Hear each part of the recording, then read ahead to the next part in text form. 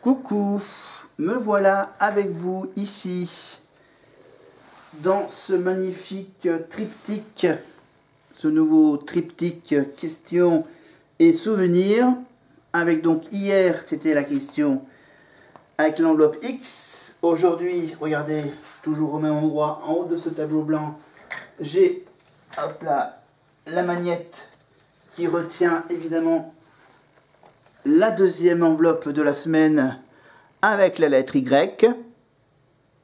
C'est mon écriture, désolé. L'enveloppe Y, question série télé avec l'enveloppe Y. L'enveloppe Y, pour ce mardi, on a décidé de faire de l'investigation. Alors, avec donc du naval, du crime, de l'investigation et du service. 4 lettres. Naval, criminal, investigative, service.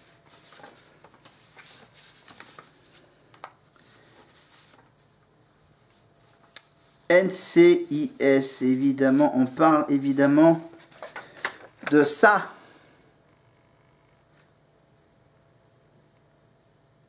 Voilà, je vous donne la réponse sous vos yeux, regardez. C'est joli. C'est avec qui déjà? C'est avec eux. Voilà. Gibbs, Dinozzo, Ziva, le bleu. Et Polly Perrette dans le rôle de la légiste. Voilà, NCIS, donc toujours multi-rediffusé sur les chaînes du groupe M6, sur Sister, sur...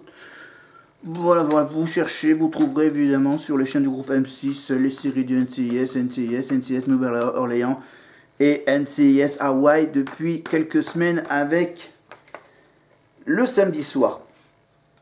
Mais là, je parle de la version originale, la première version du NCIS, la version la plus longue, évidemment, avec... Je crois, il y en a 11-12 saisons, hein, au moins. 12 saisons d'une vingtaine d'épisodes chacune, évidemment, des histoires de crimes contre les militaires américains, donc de la marine, de la navale ou de l'air. Et donc, j'ai toujours 5 fiches, et je dois en prendre une question NCIS.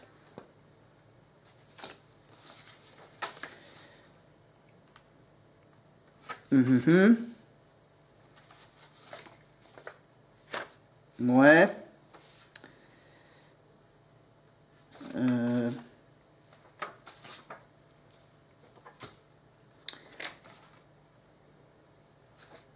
À peu près facile celle-ci. Regardez la question que je vous pose sur NCIS. Hop. De quel pays est originaire Ducky? Ducky, un indice? C'est le médecin légiste, l'ancien médecin légiste, pour ceux qui regardent les nouveaux épisodes. Voilà, celui qui était là depuis le début, le légiste, Ducky. Il a des origines un peu spéciales, donc de quel pays est originaire Docteur Ducky? Voilà, une question à peu près facile pour ceux qui aiment cette série.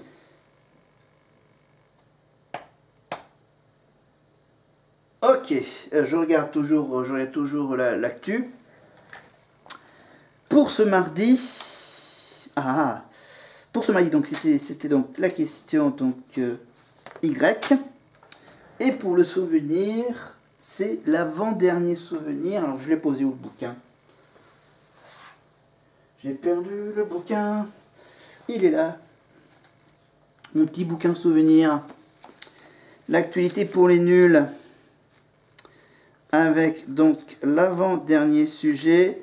Après la grande distribution, on passe maintenant à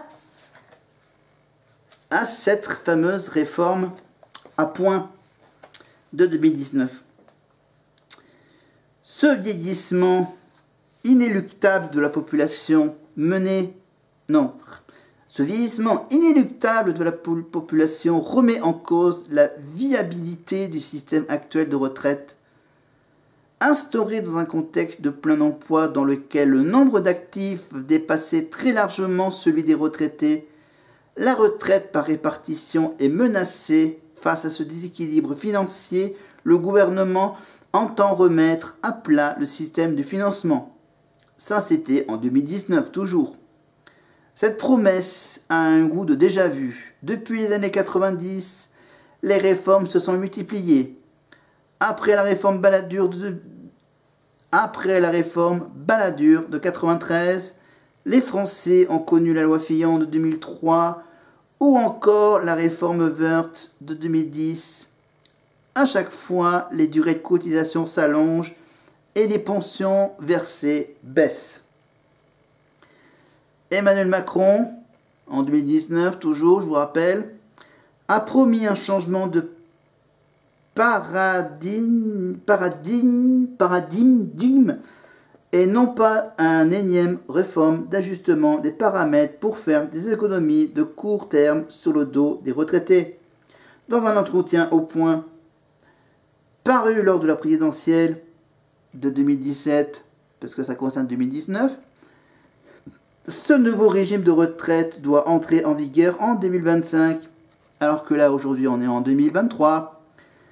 Il prévoit une unification de tous les systèmes actuels entre salariés du privé, fonctionnaires et indépendants, alors que notre pays compte actuellement une quarantaine de régimes de retraite aux règles fort différentes. Le haut-commissaire chargé de la réforme des retraites, Jean-Paul Delevoye, a reçu la mission de proposer un système dans lequel chaque euro versé accorde aux cotisants la même somme en retour au moment de sa retraite en 2019. À la suite d'une vaste consultation organisée en 2018, le nouveau système prévoit qu'à carrière identique et à revenus similaires, la retraite soit la même, quel que soit le type d'emploi occupé. Un compte notionnel recensera l'ensemble des cotisations versées au cours de la vie afin de les transformer en pension dont les montants sera déterminé par l'âge du départ à la retraite fixé à 64 ans. À l'époque, ça parlait encore de 64 ans, en 2019. Le gouvernement mise également sur la retraite par capitalisation. Eh ben oui, en 2019, on en parlait encore déjà, oui.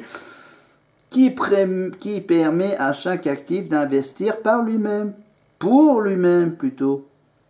Même si solution d'épargne existe déjà, le système reste complexe et... Oh, coup de tonnerre. Du fait peu attractif, pour favoriser les placements de retraite, la loi PACTE, Pacte, Plan d'action pour la croissance et la transformation des entreprises, putain... Ces lettres, PACTE, plan, P, A pour action, C pour croissance, T pour transformation, E pour entreprise, adoptée en 2019, prévoit la possibilité d'une sortie en capital et non plus en rente. Et je peux dire que ça, c'est tout pour le moment. Sympa comme petite histoire de la retraite en 2019. Hein ? De toute façon, vous le savez que mercredi, on termine avec les JO de 2024, bien sûr. Comme on est en 2023, on revient sur 2019 pour 2024. Ok? Et puis du don, on vient de me dire que j'ai la réponse à la question du jour.